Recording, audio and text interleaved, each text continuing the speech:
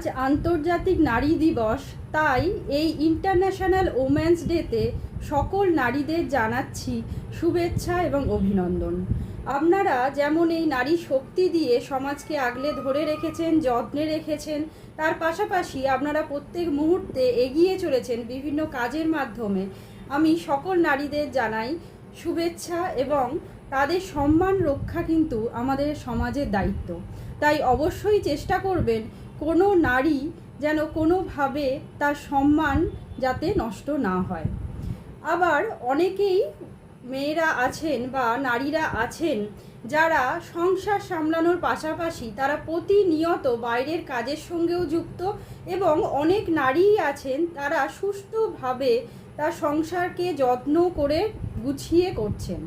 তাই সকল প্রকার নারীদের যেন সম্মান আপনারা রাখতে পারেন, সেটাই সব সময় চেষ্টা করবেন।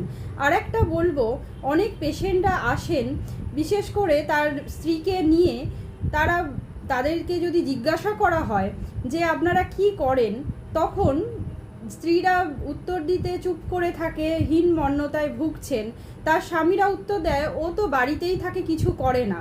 তাদের উদ্দেশ্যে বলবো আপনারা অবশ্যই এই কথাটি বলবেন না, কারণ তারা যত্নে কিন্তু আপনার সংসারটা সামলে রাখছে। নমস্কার, সকল নারীরা ভালো থাকবেন এবং সুস্থ থাকবেন।